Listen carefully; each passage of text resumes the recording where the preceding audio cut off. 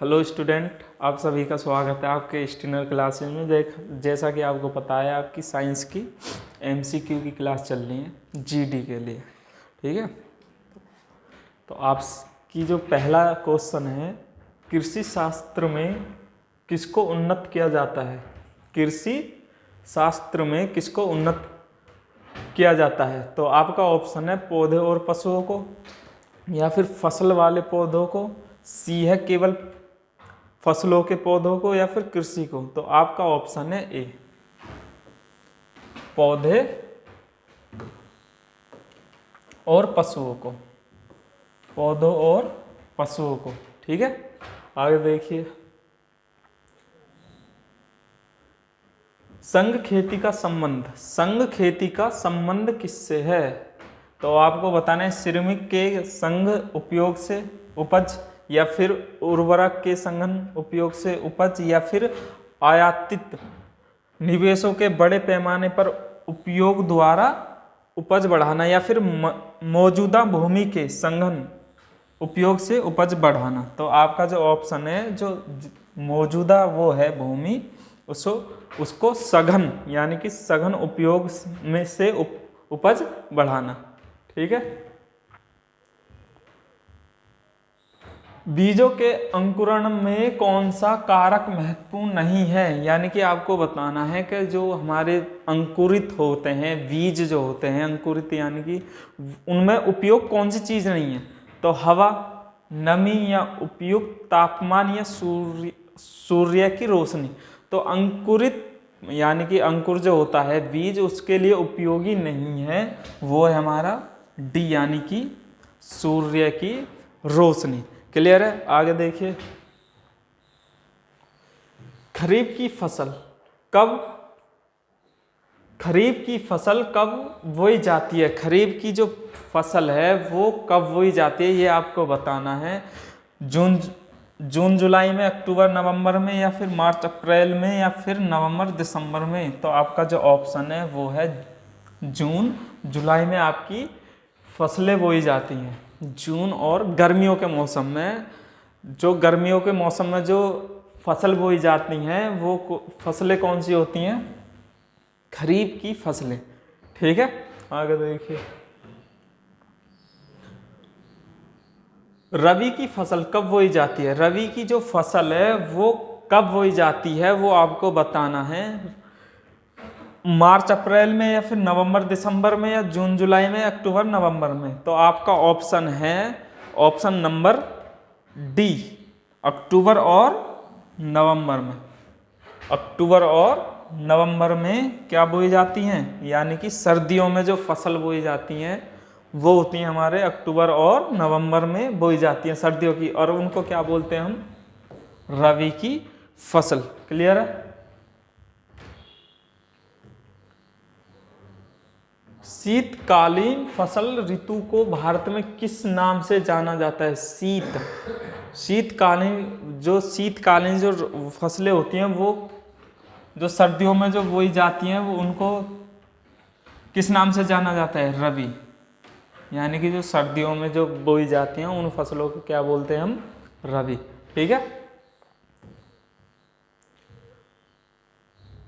भारतीय कृषि में जुलाई से अक्टूबर तक की अवधि को कहते हैं, जुलाई से अक्टूबर की अवधि को कहते हैं हम कौन से? रबी का मौसम, या फिर खरीफ का मौसम, या फिर खरीफ पूर्व का मौसम, या मंदी का मौसम। तो आपका जो ऑप्शन है वो क्या है? ऑप्शन नंबर बी क्या है? अगर हम जुलाई से अक्टूबर तक होने वाली फसलों को हम क्या बोलते हैं? हम खरीफ की फसल।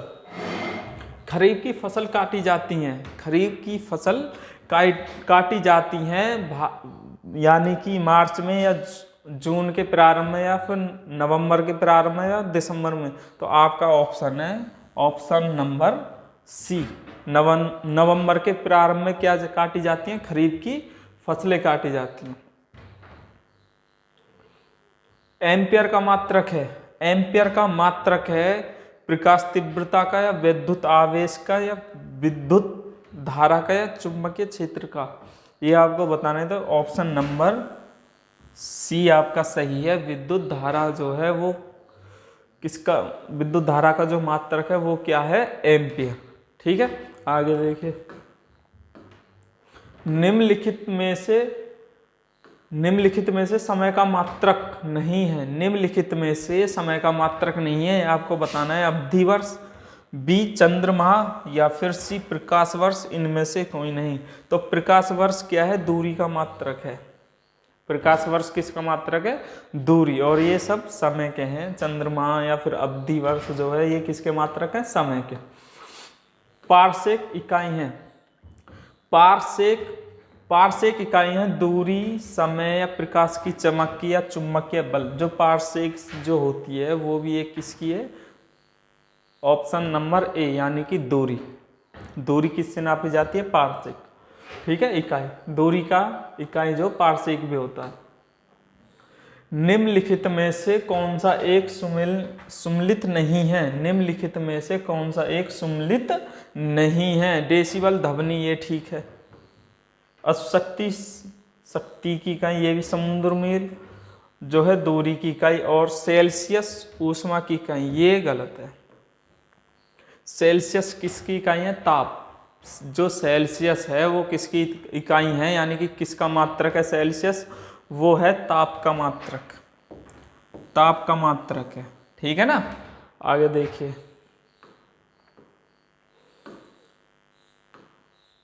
ल्यूमेन किसका मात्रक है। ल्यूमेन किसका मात्रक है, ज्योति तीव्रता या ज्योति फ्लक्स का, या फिर ए और बी दोनों का, या फिर है आपका इनमें से कोई नहीं। तो आपका जो ऑप्शन है ज्योति तीव्रता का जो मात्रक है, यानी कि ज्योति फ्लक्स का जो मात्रक है उसको क्या बोलते हैं हम, ल्यूमेन। ठीक है, तो ज्योति फ्लक्स का जो मात्रक है वो क्या है, ल्यूमेन। पास्कल इकाई है। पास्कल किसकी इकाई है वो आपको बतानी है, आर्द्रता या दाब की या वर्षा की या तापमान। जो हमारी पास्कल जो इकाई है वो किसकी है, आर्द्रता की या फिर दाब की या वर्षा की या फिर तापमान की। तो आपका ऑप्शन है दाब। दाब का जो मात्रक है वो क्या होता है, पास्कल। निम्नलिखित में से कौन सा सही नहीं है। निम्नलिखित में से कौन सा सही नहीं है ये आपको बताना है। खरीफ की फसलें सर्दियों में होती हैं, ठीक है, तो रबी की फसलें मानसूनी की फसलें हैं, या फिर गेहूं की रबी की फसलें हैं, या फिर सरसों खरीफ की फसलें हैं। तो आपका जो सही आंसर है वो भी है, रबी फसलें जो हैं मानसूनी फसलें नहीं होती हैं। मानसूनी जो रबी की फसलें हैं वो क्या नहीं होती हैं, मानसूनी की फसलें नहीं होती। निम्नलिखित में से कौन सी खरीफ की फसल है। खरीफ यानी कि गर्मियों में जो होती है, जून जुलाई में जो होती है, वो कौन सी है वो आपको बताना है। ज्वार या धान, मक्का और चना। तो ये आपको बताना है कौन सी नहीं होती है। तो इसका जो ऑप्शन है वो आपका ऑप्शन है डी ऑप्शन है। चना जो है वो किस में होती है, सर्दियों में। जो चना जो होता है वो किस में होता है, सर्दियों में। और खरीफ किस में बोई जाती है, गर्मियों में। रबी की जो फसलें नहीं है, रबी की जो फसलें नहीं है वो क्या है, मूंगफली या गेहूं या फिर जौ या फिर मसूर। ये आपको बताना है कौन सी नहीं है। तो मूंगफली जो क्या है हमारी, किसकी, रबी की फसल नहीं है, मूंगफली। निम्नलिखित में से कौन सी खरीफ की फसल है। खरीफ जो किस में बोई जाती है, जो गर्मियों में बोई जाती है, वो क्या है हमारी। ये जो बतानी है, सरसों या बाजरा या मूंगफली, ये आपको जवाब देना है वो क्या है। तो इसका जो ऑप्शन है बाजरा। क्या है, बाजरा जो है खरीफ की फसल है। निम्नलिखित में खरीफ की फसल है, निम्नलिखित में खरीफ की फसल है वो क्या है, इसमें चावल। ऑप्शन क्या है, चावल, जो गर्मियों में बोई जाती है। रबी की फसलें क्या है, फसल है इसमें देना है धान या गेहूं या ज्वार या फिर बाजरा, तो ऑप्शन है नंबर बी, यानी कि गेहूं क्या है, हमारी रबी की फसल है।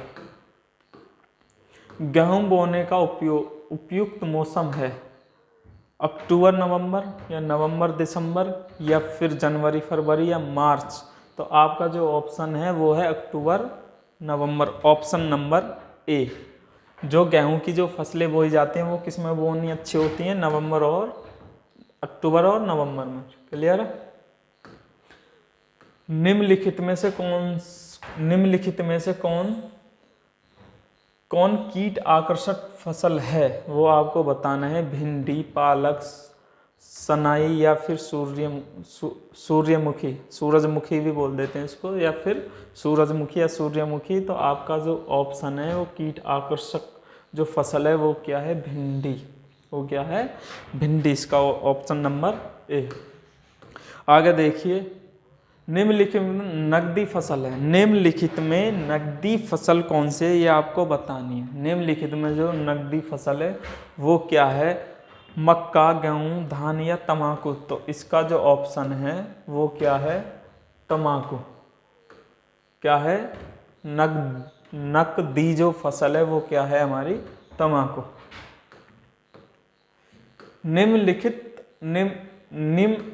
निम्नांकित फसलों में से कौन सी फसल नकदी फसल के रूप में जानी जाती है। तो चावल, गेहूं, बाजरा या कपास। तो आपका जो ऑप्शन है ऑप्शन नंबर डी, जो हमारी जो किसके रूप में जानी जाती है, कपास नकदी के रूप में।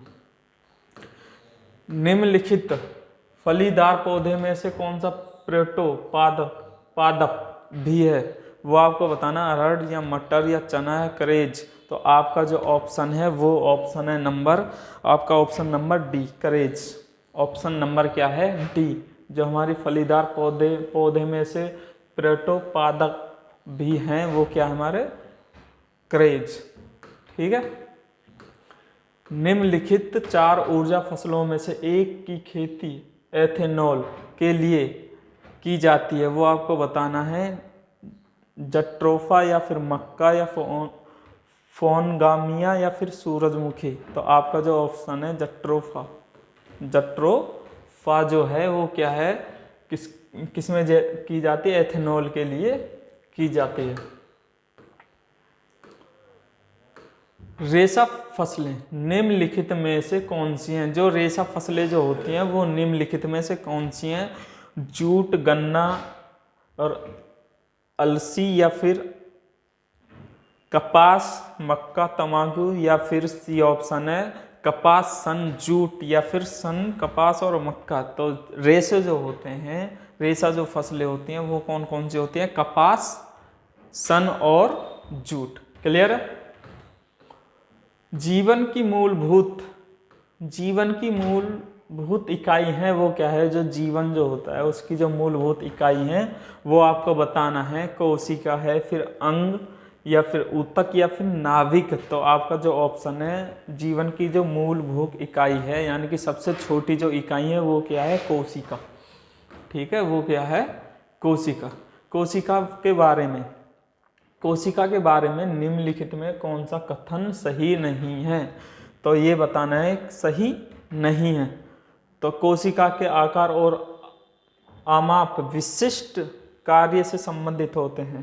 ठीक है, तो ये भी ठीक है। कुछ कोशिकाओं के बदलते आकार होते हैं, ये भी ठीक है। प्रत्येक कोशिका में निष्पादन की अपनी क्षमता होती है, ये भी ठीक है। लेकिन सभी देह ऊतकों में एक ही प्रकार की कोशिकाएं विद्यमान हैं, ये गलत है। ये ऑप्शन आपका है, जितने भी ऊतक होते हैं एक ही प्रकार के नहीं होते हैं, अलग अलग होते हैं। ठीक है। निम्नलिखित में से कौन सा कोशिकांग पादप कोशिका में पाया जाता है किंतु जंतु कोशिकाओं में नहीं पाया जाता है, वो बताना है। तो क्लोरोप्लास्ट या फिर क्या है, क्लोरोप्लास्ट या फिर राइबोसोम या माइटोकॉन्ड्रिया या फिर एंडोप्लास्टिक प्लामिस्ट या फिर रेकुमन।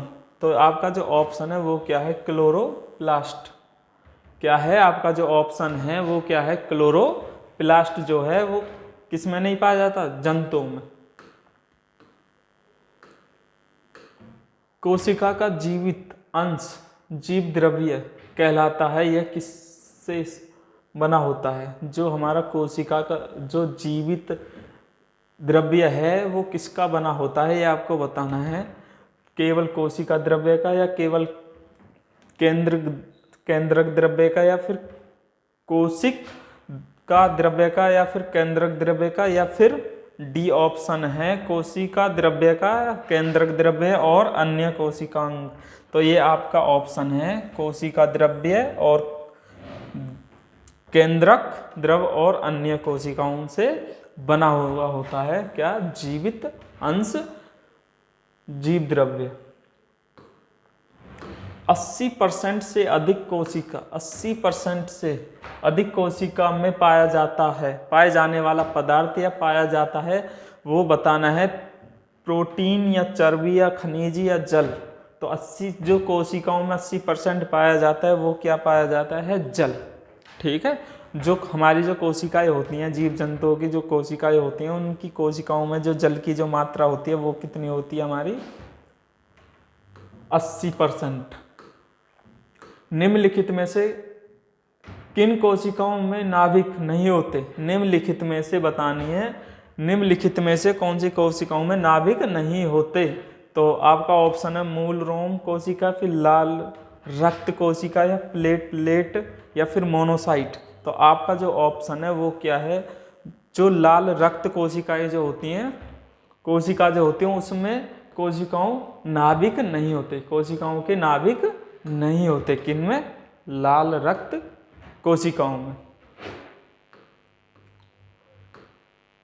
निम्नलिखित में से कोशिकाओं के आत्मघाती वेग कहे जाते हैं, निम्नलिखित में कोशिकाओं के आत्मघाती वेग कहे जाते हैं, ये आपको बताना है। ऑप्शन नंबर ए है लाइसोसोमस, या फिर राइबोसोम, या फिर डिक्टोसोम, या फिर फेगोसोम।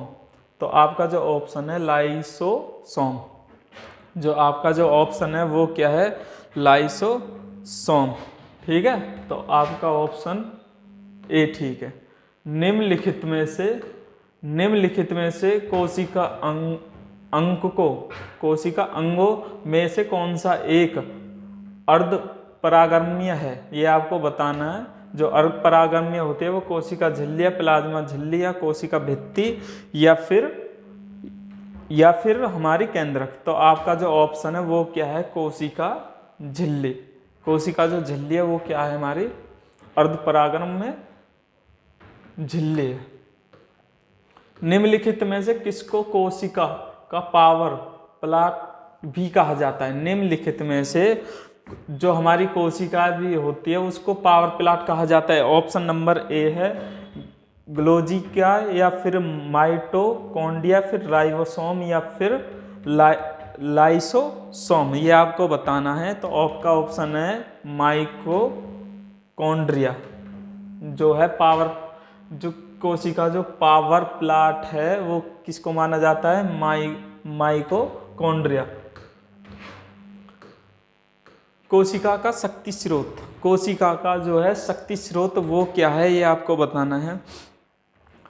माइटोकॉन्ड्रिया, या फिर कोशिका भित्ति, या फिर राइबोसोम, या न्यूक्लियस। तो आपका जो ऑप्शन है ऑप्शन नंबर ए माइटोकॉन्ड्रिया।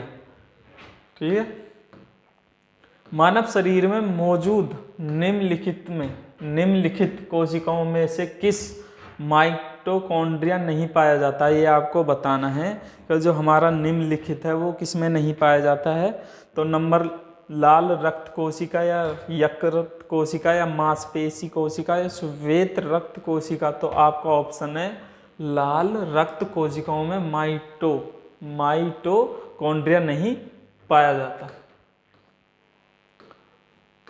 निम्नलिखित में से कोशिका का नियंत्रण केंद्र कौन है, निम्नलिखित में से कोशिका का नियंत्रण केंद्र कौन है, ये आपको बताना है। ऑप्शन केंद्रक, या फिर प्लाज्मा, या फिर लाइसोसोम या फिर क्रोमोसोम। तो आपका जो ऑप्शन है वो ऑप्शन नंबर ए क्या है, केंद्रक जो है वो निम्नलिखित कोशिकाओं का नियंत्रक केंद्र है। ठीक है, निम्नलिखित में कोशिका सूक्ष्म जीव, निम्नलिखित में से कोशिका सूक्ष्म जीव कोशिका है वो आपको बताना है। बैक्टीरियम या फिर ब्रेड मोल्ड या फिर माइकोप्लाज्मा या फिर वायरस, ये आपको बताना है। तो इसका जो ऑप्शन नंबर है माइक्रो या फिर माइक्रोब बोल देते हैं इसको, माइक्रोप्लाज्मा। सूक्ष्म, माइक्रो से ही पता लग रहा है, सूक्ष्म जो दिखाई नहीं देता वो किससे दिखाई देता है, माइक्रो से। माइक्रो एक लेंस होता है, माइक्रो जो उससे देखे जाते हैं, माइक्रो सूक्ष्म जीव। ठीक है, निम्नलिखित में से किस एक कोशीय कोशिकांग समूह डीएनए होगा। डीएनए जो होगा वो आपको बताना है, वो डीएनए किस में होता, सूत्र कणिका या केंद्रक या फिर हरित लवक या फिर सूत्र कणिका गोल्जिकाय या फिर केंद्रक या सूत्र कणिका जीव द्रव्य कला या फिर केंद्रक।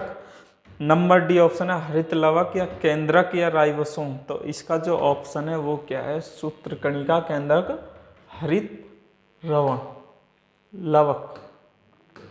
डीएनए की पॉलीन्यूक्लियोटाइड श्रृंखला में समाविष्ट होता है ना, ये आपको बताना है क्या है, नाइट्रोजनी क्षारक डीऑक्सीराइबो शर्करा और फास्फोरस, या फिर एक नाइट्रोजन शर्करा राइबो शर्करा और कितना फास्फेट समूह, या फिर डीऑक्सीराइबो शर्करा राइबोसोस करा और फास्फेट समूह, या फिर केवल नाइट्रोजन। तो आपका जो ऑप्शन है नाइट्रोजन क्षारक होते हैं और डीऑक्सीराइबो शर्करा और फास्फेट। ठीक है, किस देश की गाय टी काऊ के नाम से जानी जाती हैं, ऑस्ट्रेलिया, न्यूजीलैंड, भारत या फिर डेनमार्क। तो आपका जो ऑप्शन है वो है भारत। टी काऊ जो नाम से जानी जाती हैं वो भारत में जानी जाती हैं। गाय की सर्वाधिक दूध देने वाली नस्ल, जो सबसे अधिक दूध देती है उसकी जो गाय की जो नस्ल है उसका नाम क्या है, हरियाणा या अमृत महल या साहिवाल या फिर नागौर। तो आपका जो ऑप्शन है वो क्या है, साहिवाल। ठीक है, थारपारकर किस पशु की नस्ल है, ये आपको बताना है। थारपारकर किस पशु की नस्ल है, गाय या भैंस या बकरी या भेड़। तो आपका ऑप्शन है वो गाय, ऑप्शन नंबर ए। सुजाता किस पशु की प्रजाति है, सुजाता किस पशु की प्रजाति है, गाय, बकरी, भेड़ या फिर इनमें से कोई नहीं। तो इसका भी ऑप्शन क्या है, गाय। चिकनी अंतद्रव्य जालिका के अनुपूरक कार्यों में से एक कार्य है, वो आपको बताना है, वो क्या है। जो हमारा जो है अंतद्रव्य जालिका के अनुपूरक कार्यों में से एक कार्य है प्रोटीन संश्लेषण या फिर लिपिड संश्लेषण या जैव अणुओं का भंडारण या फिर विषैले पदार्थों का अनिवर्षीयकरण। तो आपको बताना है, तो आपका जो ऑप्शन है ऑप्शन नंबर विषैले पदार्थ का। ठीक है, निम्नलिखित में से डीएनए में मौजूद रहता है किंतु आरएनए में नहीं, वो आपको बताना है। थायमीन या फिर एडेनिन या फिर गवानीन या फिर साइटोसिन। तो आपका जो ऑप्शन है वो ऑप्शन नंबर थायमीन जो है किस में उपस्थित नहीं होता, आरएनए में उपस्थित नहीं होता है। आरएनए का प्राथमिक कार्य है विकास संश्लेषण या प्रोटीन संश्लेषण या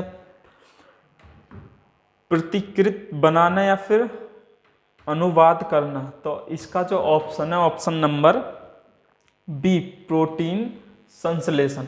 इसका जो है आरएनए का जो प्रथम कार्य है वो क्या है, प्रोटीन संश्लेषण। राइबोसोम्स होते हैं डीएनए या फिर आरएनए या फिर प्रोटीन्स या फिर इनमें से कोई नहीं।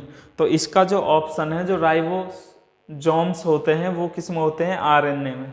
तो इसका ऑप्शन क्या है आपका बी। तो आज के लिए क्लास यहीं समाप्त होती है। धन्यवाद।